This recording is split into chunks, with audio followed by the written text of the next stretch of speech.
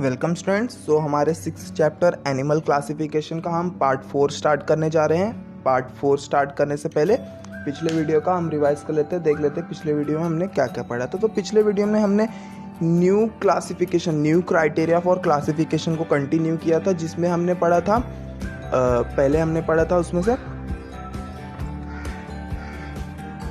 Grades of organisation, body symmetry, body cavity, germ layer and body segmentation. तो उसमें से हमने ग्रेड ऑफ ऑर्गेनाइजेशन उसके पहले वीडियो में पढ़ लिया था स्टूडेंट्स।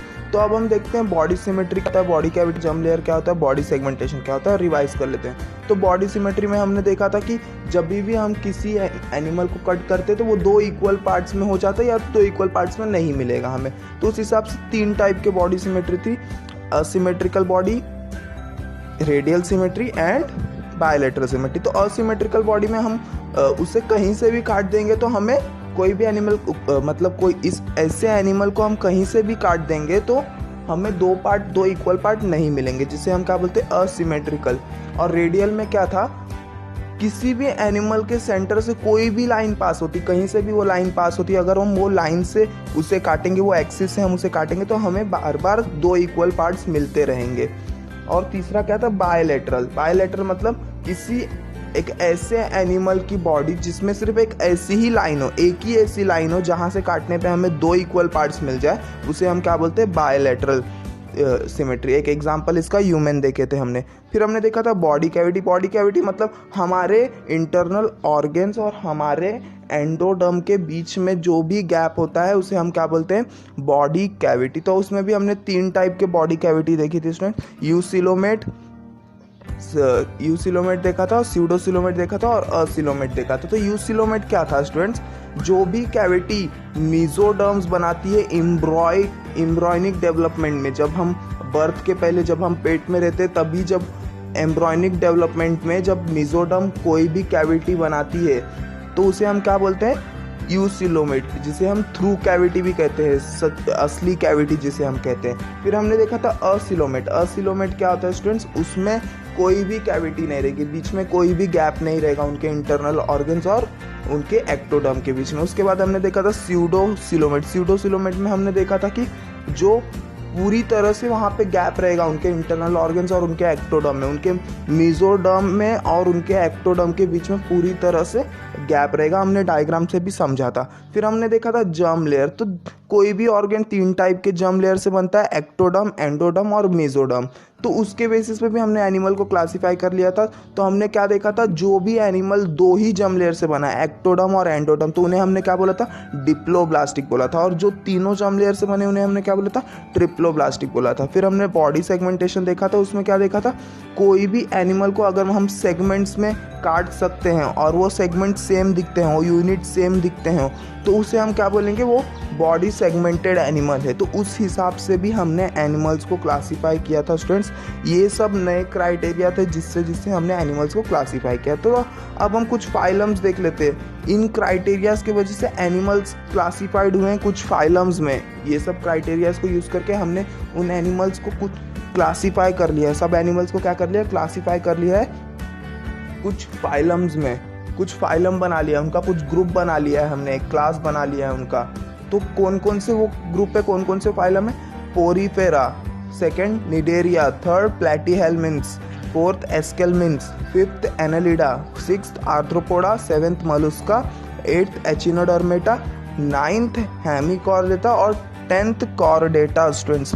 तो ये 10 टाइप के हमने क्लास बना लिए हैं स्टूडेंट्स, एक ग्रुप बना लिया है इन एनिमल्स का, इस क्राइटेरिया के बेसिस पे, उन क्वालिटीज़ के वजह से, उन क्वालिटीज़ के बेसिस पे, जो भी हमने वो 5 क्वालिटीज़ पढ़ी है ना student, grade of organisation, body cavity वगैरह वगैरह, जो भी है वो 5 क्वालिटीज़ आपने पढ़ी हैं, उनके बेसिस पे हमने इन एनिमल्स का ग्रुप बना लिया है। ये 10 टाइप के ग्रुप हमने बना लिए, porifera, cnidaria, platyhelminthes, aschelminthes, annelida, arthropoda, mollusca, echinodermata, hemichordata और कॉर्डेटा। अब बात आती है आप इसे याद कैसे रखेंगे। 10 नाम है तो इसे याद भी रखना इंपॉर्टेंट है। तो मैंने एक तरीका बनाया है स्टूडेंट्स आप लोग के लिए, जो कि बहुत ईजी पड़ेगा आपको ये 10 के 10 ग्रुप्स को याद रखने में। तो देख लेते हैं आगे। तो आपको बस 3 वर्ड याद रखना है, कैप, हैप, केम।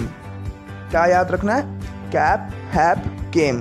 तो कैप CAP, हैप HAP, केम CAME। तो कैप याद रखना है CAP, C से निडेरिया, A से एनेलिडा, P से पोरीफेरा, H से हेमिकोरोडेटा, A से आर्थ्रोपोडा, P से प्लेटीहेलमिन्थिस। सेम केम का होगा C से कोरोडेटा, A से एस्केलमिन्थिस, M से मोलुस्का, E से एचिनोडर्मेटा। तो आपको ज़रूरी नहीं कि लाइन वाइज ही याद करना है, आप कैसे भी याद कर सकते हैं इसे, ज़रूरी नहीं है कि आप इसे लाइन वाइज ही याद करेंगे। तो ये आपको याद रखना है इस तरह से, कैप, हैप, केम, 3 वर्ड याद रखना है आपको, ये पूरे 10 नाम याद हो जाएंगे स्टूडेंट्स। कैप, हैप, केम, CAP कैप, HAP हैप, CAME केम।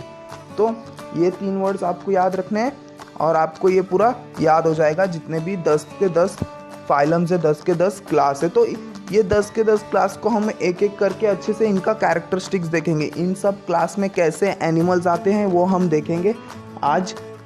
तो एक एक करके हम सब देखने वाले हैं कि कौन कौन से क्या क्या कैरेक्टर्स है, कौन कौन से एनिमल्स। तो पहले देखते पोरीफेरा में कौन से एनिमल्स आते हैं। पोरीफेरा क्लास में हमने किन एनिमल्स को रखा है। This animals are simplest body plan and are called as sponges. तो इनका बहुत ही सिंपल बॉडी प्लान होता है, बहुत ही सिंपल रहते हैं और इन्हें स्पॉन्जेस बोलते हैं। यही स्पॉन्जेस है, स्पंज बॉक्स स्क्वायर पैंट्स आपने देखा, उसमें स्पॉन्ज रहता है, तो वो यही स्पॉन्ज है students. They beer numerous pores on their body. तो पोरीफेरा नाम से ही पता चल रहा है पोर, उनके बॉडी में क्या होने वाले हैं, पोर होने वाले। पोर मतलब होते छोटे छोटे होल्स होने वाले, छोटे छोटे क्या होने वाले, होल्स होने वाले, बहुत सारे नंबर्स में होने वाले। The pores are called as ostia और ऑस्क्यूला। तो इन होल्स को हम क्या बोलते हैं, ऑस्टिया एंड ऑस्क्यूला। जो छोटे होल्स रहेंगे उन्हें हम ऑस्टिया बोलेंगे, जो बड़े होल्स रहेंगे उन्हें हम क्या बोलेंगे, ऑस्क्यूला बोलेंगे। तो ये आपको याद रखना है, जो भी एनिमल्स रहते हैं उन्हें हम स्पॉन्जेस बोलते हैं। पहली बात तो इनमें छोटे छोटे पोर होने वाले, आपको नाम से ही पता चल रहा है पोरीफेरा, तो इनमें छोटे छोटे पोर्स होने वाले, और इन पोर्स को, जो छोटे पोर्स रहेंगे उन्हें क्या बोलेंगे हम, ऑस्टिया बोलेंगे, और जो बड़े पोर्स रहेंगे उन्हें हम क्या बोलेंगे स्टूडेंट्स, ऑस्क्यूला। दूसरा देख लेते हैं। These are aquatic animals, most of them are marine and few are freshwater dwellers। तो ये ज़्यादातर के एक्वेटिक मतलब पानी में ही पाए जाने वाले एनिमल्स, और ज़्यादातर ये समुद्र के पानी में पाए जाते हैं, ओशियंस के पानी में पाए जाते हैं। कुछ टाइप के स्पीशीज़ हैं इनके जो कि फ्रेश वाटर में, जो कि मीठे पानी में पाए जाते हैं, वो भी कहीं कहीं, सब जगह मीठे पानी में नहीं पाए जाते हैं। तो बहुत ही कम ऐसे मीठे पानी की जगह है जहाँ वो पाए जाते हैं। Most of the animals have asymmetrical body, और इनका ज़्यादातर जो भी इन एनिमल्स के बॉडी है उनकी बॉडी क्या है, असिमेट्रिकल है। असिमेट्रिकल का मतलब आपको समझ रहे हैं, इनके बॉडी को हम कहीं से भी काट दे पर हमको 2 इक्वल पार्ट्स कभी नहीं मिलने वाले हैं स्टूडेंट्स। तो इनकी बॉडी क्या है, असिमेट्रिकल बॉडी है। तो ये आपको याद रखें, हम इन्हें कहीं से भी काट देंगे तो हमें 2 इक्वल पार्ट्स नहीं मिलने वाले हैं स्टूडेंट्स। और ये होते हैं ओशियंस में ज़्यादातर की, और फ्रेश वाटर में कहीं कहीं पाए जाते हैं। ड्वेलर्स मतलब कहीं कहीं कुछ स्पेसिफाइड जगहों पे पाए जाते हैं ये।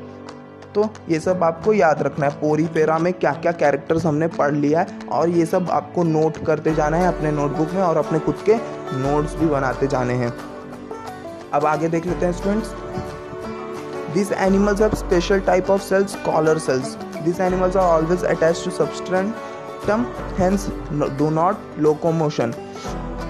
Hence they are referred as a sedimentary animals. तो इनके पास कुछ ऐसे स्पेशल सेल्स होते हैं जिन्हें हम क्या बोलते हैं, कॉलर सेल्स। कॉलर सेल्स का काम क्या होता है स्टूडेंट्स, वो ऑस्टिया के इधर रहते हैं, वो पोर्स के इधर रहते हैं, जो कि पानी अंदर लेने में और न्यूट्रिएंट्स अंदर लेने में हेल्प करते हैं। तो ये कॉलर सेल्स का काम रहता है। और ये एनिमल्स सेडेंटरी रहते हैं, मतलब एक ही जगह पे इनका पूरा लाइफ ख़त्म हो जाता है ये, क्योंकि ये नीचे अटैच रहते हैं। इनका एक सबस्ट्रेटम रहता है, इनका एक खुद का सरफेस रहता है जहाँ वो हरदम अटैच रहते हैं, और ये लोकोमोशन नहीं कर सकते, मूवमेंट नहीं कर सकते, इनका पूरा लाइफ एक ही जगह पे ख़त्म हो जाता है। इसलिए हम इसे क्या बोलते हैं, सेडेंटरी एनिमल्स बोलते हैं। क्या बोलते हैं, सेडेंटरी एनिमल्स। ये ओशियन बेड में एक ही जगह पे रहेंगे स्टूडेंट्स, वहाँ पे ही उनका पूरा लाइफ ख़त्म हो जाएगा, तो हम इसे क्या बोलते हैं, सेडेंटरी एनिमल्स बोलते हैं। तो यह सब आपको याद रखना। उनके पास स्पेशल टाइप के सेल्स होते हैं, कॉलर सेल्स, जो कि पानी अंदर लेने में हेल्प करते हैं, न्यूट्रिएंट्स अंदर लेने में हेल्प करते हैं, और ये कभी लोकोमोशन नहीं कर सकते, कभी मूवमेंट नहीं कर सकते। Their spongy body is supported by spicules और spongin fibre. Spicules are made up of calcium carbonate और सिलिकेट। तो इनके बॉडी पे, इनकी बॉडी कैसे रहती है, स्पॉन्ज टाइप रहती है स्टूडेंट्स। कैसी रहती है, स्पॉन्ज टाइप। तो इनकी बॉडी सॉफ्ट रहती है, बट इनके बॉडी पे क्या रहता है, स्पिक्यूल्स रहते हैं, कांटे रहते हैं, जिसे हम स्पॉन्जिन और स्पिक्यूल्स भी होते हैं, कांटे टाइप फाइबर्स रहते हैं। और ये कांटे किससे बने रहते हैं, कैल्शियम कार्बोनेट या तो सिलिका से बने रहते हैं। किससे बने रहते हैं, कैल्शियम कार्बोनेट और सिलिका से बने रहते हैं। तो ये भी आपको याद रखना है कि उनके बॉडी पे जो भी एनिमल पोरीफेरा में आ रहा है, उनके बॉडी पे क्या होने वाला है, स्पिक्यूल्स रहने वाले, कांटे रहने वाले हैं उनके बॉडी पे, और वो किससे बने रहेंगे, कैल्शियम कार्बोनेट से बने रहेंगे। हम यहाँ पे एक एनिमल की बात नहीं कर रहे स्टूडेंट्स, जितने भी एनिमल्स पोरीफेरा क्लास में हमने डाले हैं वो सब एनिमल्स के बाद ये कैरेक्टरिस्टिक रहेगा। These animals feed upon small organism taken in their body along with water. Water is taken in through ostia and given out through oscula. तो ये किस पे जीते हैं, कैसे जीते हैं, ये छोटे छोटे ऑर्गेनिजम्स अपने अंदर ले लेते हैं। किससे, वो पोर्स से, जो उनके अंदर जो छोटे छोटे होल्स हैं ना, ऑस्टिया जिसे हमने बोला था, उनके द्वारा पानी खींचते हैं और पानी से छोटे छोटे ऑर्गेनिज्म अंदर आ जाते हैं और वे उन पे फीड करते हैं। और पानी बाहर कैसे जाता है, पानी ऑस्क्यूला से बाहर जाता है, जो कि इनके पास एक बड़ा होल रहता है, उनसे वो पानी बाहर जाता है और ऑस्टिया से पानी अंदर आता है। आगे मैं आपको एक डायग्राम दिखाऊंगा, वहाँ पे हम समझ लेंगे कहाँ से पानी अंदर आता है, कहाँ से पानी बाहर जाता है, तो वहाँ पे हमको समझ जाएगा स्टूडेंट्स। तो बस आपको इतना याद रखना है, ये जितने भी कैरेक्टर है वो एक एनिमल के नहीं है, जितने भी हमने पोरीफेरा क्लास में जितने भी एनिमल डाले हैं वो सब के कैरेक्टर्स यही हैं। तो ये सब आपको याद रखना है स्टूडेंट्स। आगे देख लेते हैं 8th character. These animals reproduce by budding and asexual method or by sexual method. Besides, they have good ability to of regeneration. Example: Sycon, Euspongia, Hyliumnema and Eulectella. तो ये कैसे रिप्रोड्यूस करते हैं, तो ये बर्डिंग से रिप्रोड्यूस कर सकते हैं, जो कि एक असेक्सुअल मेथड है, और सेक्सुअल मेथड से भी ये रिप्रोड्यूस कर सकते हैं। और इनके पास एक और एबिलिटी रहती है रीजनरेशन की, अगर आप इसे कहीं से भी काट देंगे तो फिर से वो वहाँ से ग्रोथ हो जाएंगे, तो इसे हम क्या बोलते हैं, रीजनरेशन प्रॉपर्टी बोलते हैं। कुछ एग्जांपल्स है स्टूडेंट्स, जैसे कि साइकॉन, ये सब स्पॉन्जेस है स्टूडेंट्स, सब स्पॉन्जेस हैं। साइकॉन, यूस्पॉन्जिया, हाइलियोनेमा, यूलेक्टेला, तो ये सब स्पॉन्जेस के टाइप है। तो ये एग्जांपल आपको याद रखना है स्टूडेंट्स, जो भी है। तो आपको ये भी याद रखना है, ये बर्डिंग से होते हैं, जो कि असेक्सुअल मेथड है, और सेक्सुअल मेथड से भी हो सकते हैं। तो यहाँ पे एक डायग्राम आपको दिख रहा होगा स्क्रीन पे। तो यहाँ पे आपको जो दिख रहा है, जो फर्स्ट डायग्राम है, जहाँ सेंट्रल कैविटी लिखा है, उसके ऊपर देखो ऑस्क्यूलम लिखा है, वो बड़ा पोर है स्टूडेंट्स, जहाँ से पानी बाहर आता है। और हमने देखो इधर छोटे से जगह को एक जूम किया है सर्कल में, और वहाँ पे हम पोर देख रहे हैं, ऑस्टिया लिखा है स्टूडेंट्स। तो देखो वहाँ पे ऑस्टिया लिखा है, और जो पिंक कलर का आपको सेल्स दिख रहा है ना स्टूडेंट्स, उसे हम बोलते हैं कॉलर सेल्स। क्या बोलते हैं स्टूडेंट, कॉलर सेल्स। और वहाँ पे कांटे हैं, वहाँ पे कांटे भी, जिसे हमने स्पिक्यूल्स बोला था, तो स्पिक्यूल्स भी वहाँ पे आपको दिख रहा होगा, क्या है, स्पिक्यूल्स। तो यहाँ पे आपको डायग्राम से समझ गया होगा कहाँ कौन कौन सी चीज़ कहाँ पे है स्पॉन्जेस में। तो ये एक टाइप का स्पॉन्जेस स्टूडेंट्स, आपको ऑस्क्यूलम भी दिख रहा होगा, पोर भी दिख रहा होगा, स्पिक्यूल्स भी दिख रहा होगा, और वहाँ पे पिंक कलर का कॉलर सेल्स भी आपको दिख रहा होगा। और डायग्राम में लेबल किया है अच्छे से, आपको बस देखना है और समझना है हमने जो जो उसमें कैरेक्टरिस्टिक पढ़े। अब हम सेकेंड फाइलम देख लेते हैं स्टूडेंट्स। सेकेंड फाइलम क्या है, निडेरिया। क्या है स्टूडेंट्स, निडेरिया सेकेंड फाइलम है। इसके भी कैरेक्टरिस्टिक्स हम देख लेते हैं। Body of these animals is cylindrical or umbrella-like. If it is cylindrical, it is called as polyp, and if it is umbrella-like, it is called as medusa. तो जितने भी एनिमल्स हमने निडेरिया फाइलम में डाले, निडेरिया क्लास में हमने जितने भी एनिमल्स डाले हैं, वो कैसे होते हैं स्टूडेंट्स, या तो उनकी बॉडी सिलेंड्रिकल रहेगी, सिलेंडर शेप में रहेगी, या तो उनकी बॉडी अम्ब्रेला शेप में होने वाली है। कैसी होने वाली, सिलेंडर शेप या अम्ब्रेला शेप। अगर वो अम्ब्रेला शेप की होती है तो उसे हम क्या बोलेंगे, पॉलिप बोलेंगे students.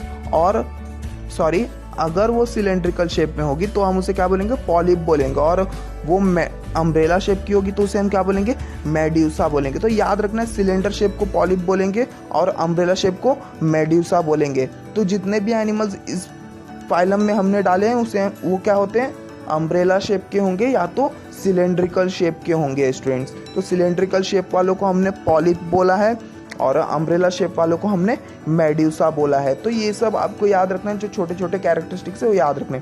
Most of this animals are marine, only few are fresh water dwellers, body of this animals is radially symmetrical और डिप्लोब्लास्टिक। तो पॉइंट्स आ गए स्टूडेंट्स, पॉइंट्स लिखना है आपको और याद रखना है। बहुत सारे जो एनिमल्स जो भी हमने निडेरिया क्लासेस में डाला है वो मरीन होते हैं, ओशियंस में फाइंड होते हैं, कुछ फ्रेश वाटर्स में रहते हैं, वो भी स्पेसिफिक जगह पे मिलते हैं। और इन एनिमल्स की बॉडी कैसे होती है, रेडियल सिमेट्री होती है। रेडियल सिमेट्री मतलब अगर उनके सेंटर से कोई भी लाइन पास करते हैं और हम उन्हें कट कर देते हैं तो हमें हरदम 2 इक्वल पार्ट्स मिलने ही वाले। और इनकी बॉडी क्या होती है, डिप्लोब्लास्टिक होती है, मतलब 2 ही जर्म लेयर से बनी होगी, एक्टोडर्म एंड एंडोडर्म। तो ये सब पॉइंट्स स्टूडेंट्स आपको याद रखने, छोटे छोटे कैरेक्टर जो कि याद रखने। रेडियल सिमेट्रिकल है ये बॉडी और डिप्लोब्लास्टिक होगी इनकी बॉडी। तो ये कैरेक्टरिस्टिक आपको याद रखने। जितने भी एनिमल्स हमने निडेरिया क्लास में डाले, निडेरिया ग्रुप में डाले हैं, उनकी बॉडी रेडियल सिमेट्री होने वाली है और डिप्लोब्लास्टिक होने वाली है। Cnidoblast bearing tentacles are present around the mouth. Tentacles are useful for capturing the prey, whereas nidoblast inject the toxin in the body of the prey. Those are useful for protection too. तो इनके पास cnidoblast sales रहते हैं कुछ और tentacles रहते हैं students, जो कि उनके माउथ के एरिया के आसपास रहते हैं। तो टेंटेकल्स क्या करते हैं, ये ना प्रेस को पकड़ते हैं, मतलब दूसरे एनिमल्स को पकड़ते हैं खुद को फीड करने के लिए। और जो निडोब्लास्ट सेल रहते हैं वो क्या करते हैं, उन एनिमल्स में टॉक्सिन इंजेक्ट करके उन्हें किल कर देते हैं और ये फिर उन्हें डाइजेस्ट कर लेते हैं। क्या कर लेते हैं, टेंटेकल्स क्या करते हैं, उन एनिमल्स को पकड़ते हैं, शिकार करते हैं एक टाइप से। और निडोब्लास्ट सेल क्या करते हैं, उनमें टॉक्सिन इंजेक्ट कर देते हैं, उनमें पॉइजन इंजेक्ट कर देते हैं, जिसके वजह से वो एनिमल मर जाता है और ये उन्हें डाइजेस्ट कर लेते हैं। और इनके टेंटेकल्स और भी यूज़ आते हैं, जैसे कि उन्हें खुद को प्रोटेक्ट करने के लिए भी, दूसरे एनिमल से उन्हें खुद को प्रोटेक्ट करने के लिए भी यूज़ आते हैं। तो एग्जाम्पल क्या है students, hydra, adamsia, physalia, aurelia, corals. तो ये सब कुछ एग्जाम्पल्स है स्टूडेंट्स जो कि हमने निडेरिया क्लासेस में डाले हैं। और भी बहुत से एग्जाम्पल है सी जो ओशियंस में रहते हैं स्टूडेंट्स। तो ये आपको समझना है। आगे मैं एक डायग्राम दिखाऊंगा, वहाँ से हम समझ लेंगे कुछ टेंटेकल्स कहाँ हैं उसके और कहाँ पे वो सेल्स हैं उनके। तो ये सब आपको याद रखना स्टूडेंट्स, कुछ कैरेक्टरिस्टिक्स है और कुछ एनिमल्स है हमने जो निडेरिया क्लास में डाला है। जितने भी निडेरिया ग्रुप में हमने एनिमल्स डाले वो सब एनिमल्स यही सब कैरेक्टर शो करेंगे, कोई अलग कैरेक्टर नहीं शो करने वाला है। तो ये आपको याद रखना है। तो आपको ये पिक दिख रही है स्टूडेंट्स, आपको ये फोटो दिख रही है आपके स्क्रीन पे। तो आपको टेंटिकल्स दिख रहे हैं। जो पहला डायग्राम वो हाइड्रा का है, जो सेकंड डायग्राम है वो जेलीफिश का है स्टूडेंट्स। तो जो जेलीफिश का बॉडी है देखो अम्ब्रेला टाइप है, तो उन्हें हमने मेडुसा बोला है। और जो हाइड्रा का डायग्राम है वो सिलेंड्रिकल टाइप है, जिसे हमने पॉलिप बोला है। तो उनका माउथ देखो ऊपर साइड है और उनके माउथ के अगल बगल क्या है देखो, टेंटेकल्स है। जेलीफिश में भी आपको माउथ दिख रहा है, वहाँ पे टेंटेकल्स दिख रहा होगा। और यहाँ पे भी सेम आपको टेंटेकल्स दिख रहे होंगे स्टूडेंट्स हाइड्रा के यहाँ। तो ये सब क्या करते हैं, शिकार करते हैं, ये अपने शिकार को पकड़ लेते हैं। और टेंटेकल्स के जस्ट बाजू में क्या रहता है, वहाँ पे सेल्स रहते हैं, वो निडोब्लास्ट सेल्स रहते हैं, जो कि क्या करते हैं, पॉइजन इंजेक्ट कर देते हैं उन शिकार में जो एनिमल्स को शिकार करते हैं। तो ये सब आपको याद रखना है, कुछ छोटी छोटी बातें स्टूडेंट्स। उनका अम्ब्रेला टाइप है, मेडुसा है। तो इस वीडियो में इतना स्टूडेंट्स, अगले वीडियो में हम नया फाइलम देखेंगे, प्लैटीहेल्मिन्थ्स।